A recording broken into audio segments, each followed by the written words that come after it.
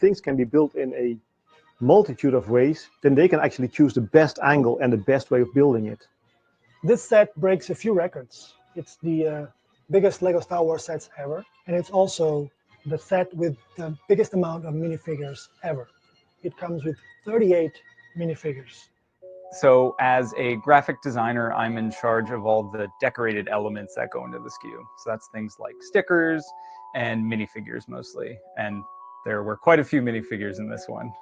This Death Star is kind of a mashup of the New Hope Death Star and the Return of the Jedi Death Star. So there are a lot of characters that just simply need to be there. You have the Millennium Falcon crew, you have Grand Moff Tarkin and all the Imperial officers that are in the conference room with him, the Emperor and his guards, a whole contingent of different types of troopers, and then, of course, there's a bunch of staff and crew members that kind of keep the battle.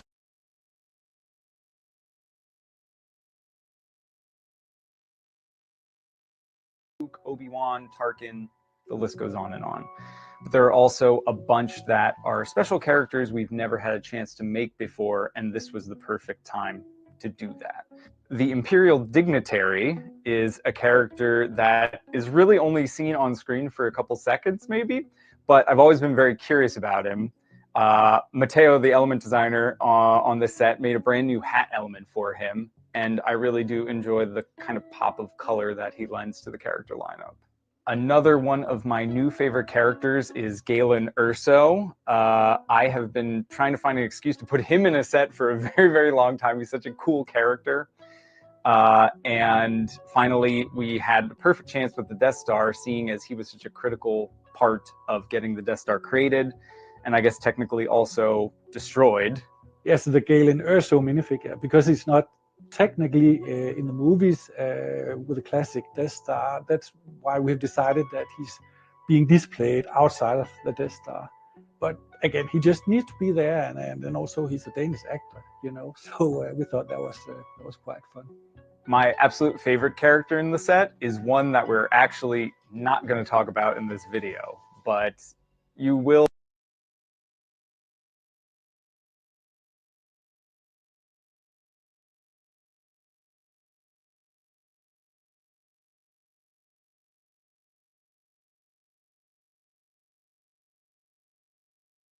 Time. So it's making it a more manageable build. The build flow is very, very important because fans have to be able to be engaged throughout the whole process. And because you have so many different rooms here, you have all the rooms that you see in both Death Stars in the movies. It's always important to keep the building experience and the building steps clear so that everyone can understand it. I have to always think about how would I show this in a 2D view. When I go in to then start making the steps, I start from an end and I want to stay in a specific angle for as long as possible. So I start with a bag for this specific model, and there were 81 bags, which is a huge number of bags. And of course, I start from bag 1. I build up every single bag, and then I take it apart, and I build it up again, and I take it apart. And this is just to find the right flow. So this is what I do for every single bag there onwards, and that's why it actually took, like, I think 2 months before I'd finished the final steps. While we were working on the model, I think the first time we built it through, Emperor Palpatine was actually in bag, I think it was 67 or 68. So I told Caesar, wouldn't it be funny if he was in bag 66? You know, a reference to the Execute Order 66 with a bit of tweaking here and there on the bags and on the elements used on each bag. I was able to put that minifigure in bag 66.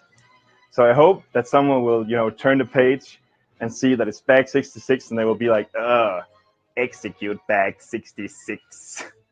I would say the biggest challenge from the graphic design standpoint is just the sheer volume of details that are in the Death Star. You've got lights, you've got different switches and control panels just everywhere. Part of what my job was to go frame by frame through the movies and try and find that exact shot where the control panel or switch or whatever that I'm working on is in frame not obscured by anything, and in focus. Ultimately, that means I was watching Star Wars at work, so that's kind of fun.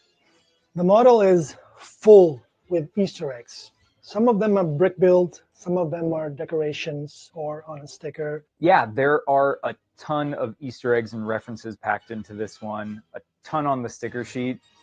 This is a sticker I like to call the Stormtrooper Bulletin Board. It's got a bunch of postings that might be relevant to any Imperial. You have some Imperial wanted posters showing some familiar rebellious faces. Here we have shooting lessons for Stormtroopers, because we all know that Stormtroopers are renowned for their accuracy. We also included a nice little sticker of Alderaan, and then a not so nice sticker of Alderaan after certain events unfold. Tucked away on the back of the model is a sticker that shows proper Stormtrooper height. Well, now we know how tall a Stormtrooper is supposed to be. One of those Easter eggs comes from the Skywalker Saga game, and it was actually Emil that suggested it. The Lego games were just a big part of my childhood, and it was a big part of all of my friends' childhood as well, because we were playing these games and we were talking about it in school. He thought that it would be so cool if in the back of the model you could have a little bit of those elements there for people that played the game. You know those small studs that you also collect in the Lego games, like the silver, golden, blue, and purple ones? That's a cool detail that you also get in the back rooms, that you can collect a couple studs. My favorite Easter egg, it's actually in the super laser area here. It's not very easy to decode and to find, so I really hope that somebody will. It will make my day. The Death Star does have a special place in Star Wars lore. It's at the center of a lot of the events that go on. Of course, the first movie is centered completely around the plans getting into the right hands, the destruction of the Death Star, Alderaan being blown up.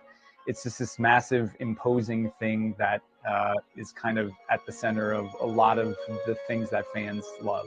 All my life I've been a Star Wars fan. I grew up with the original trilogy, so they are very dear to me. It feels very personal, also because I'm a huge Star Wars fan, and I love Star Wars, and I've watched the movies I don't know how many times, and it's just so many cool moments. And then you get to work on something that is just, you know, one of the most iconic things that's ever been in Star Wars, like the Death Star. What's the most important for me is to think about the people that will have a good time to build that together. And I think as a kid, I would have loved to play in that. Yeah, it's 2 years ago now since it was presented to Disney, and where we are now is just amazing. And I have to say, I seriously, I can't wait to see how the fans they react when it's being released.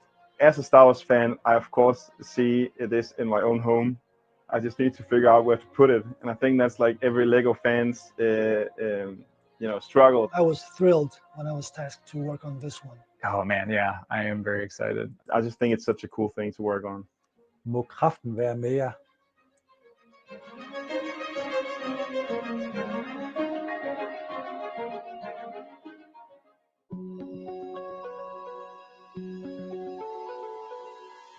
We thought that it would be very cool if you'd have another vehicle that you could place on the hangar bay.